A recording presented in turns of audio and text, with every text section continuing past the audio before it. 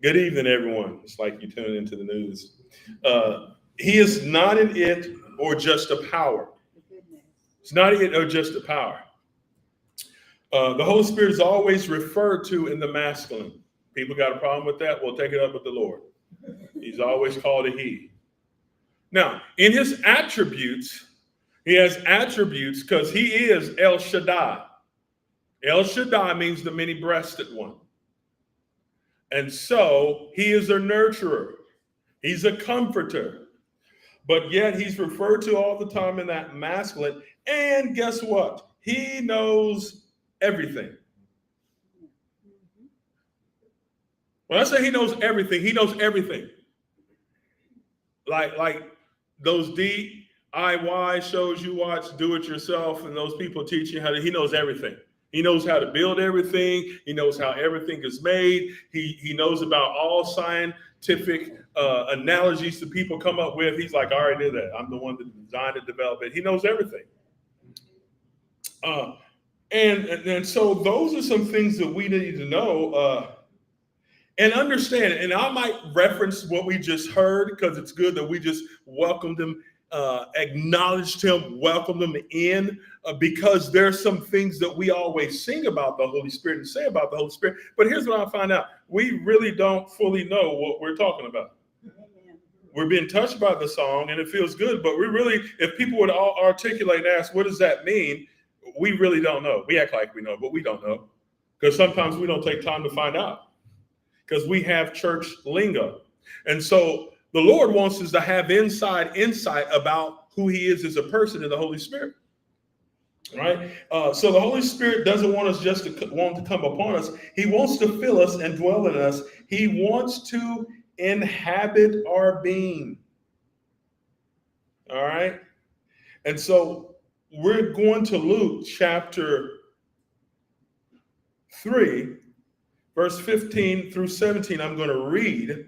Now, as the people were in expectation and all reason in their hearts about John, this is John the Baptist, whether he was the Christ or not, John answers, saying to all, I indeed baptize you with water, but one mightier than I is coming, whose sandal strap I am not worthy to loose. He will baptize you with the Holy Spirit and fire. It's interesting. John is the last Old Testament prophet. John is. And he doesn't have a book like all the other Old Testament prophets.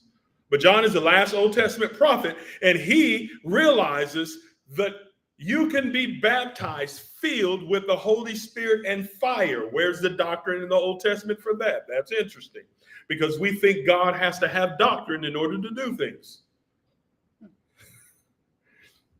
As a matter of fact, John the Baptist was filled with the Holy Spirit in his belly. In his mother's belly, it says that John was filled with the Holy Spirit. So John was not baptized with water. He had not met Jesus the Christ in the flesh, but he was filled with the Holy Spirit. From birth. The Bible declares that. And so here we are. Then he says, baptize you with Holy Spirit and fire. His winnowing fan is in his hand, and he will thoroughly clean out his threshing floor and gather the wheat into his barn, but the chaff he will burn with unquenchable fire. So here John says, so we're going to talk about the Spirit, the Holy Spirit, how he feels, how he purifies tonight, and how he empowers, because that's what he likes to do.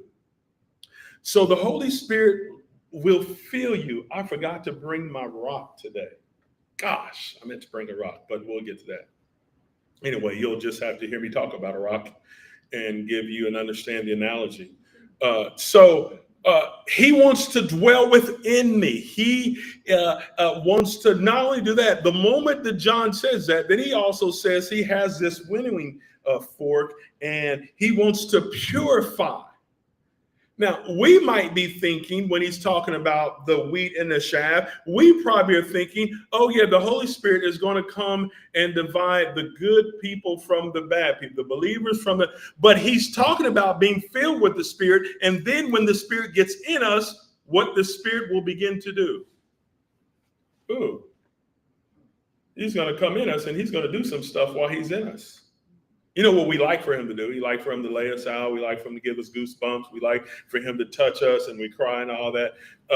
Really, you know, when people fall out in the spirit, so to speak, you know what that means? It doesn't talk about how spiritual they are. It talks about how weak we really are. They're not falling out because they're spiritual. They're falling out because the manifestation of the presence of God is too much for us to handle.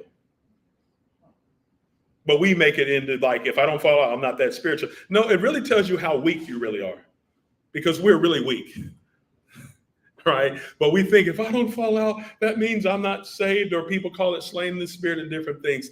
It really not speaks to our maturity. It really speaks to our weakness. And that's fine.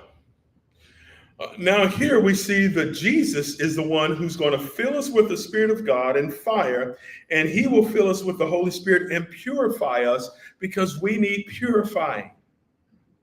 Now let's go to John chapter 14.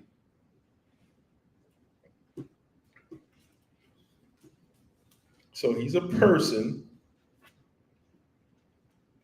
John 14:15. I'm going to read 15 and 16. I'm going to read 20.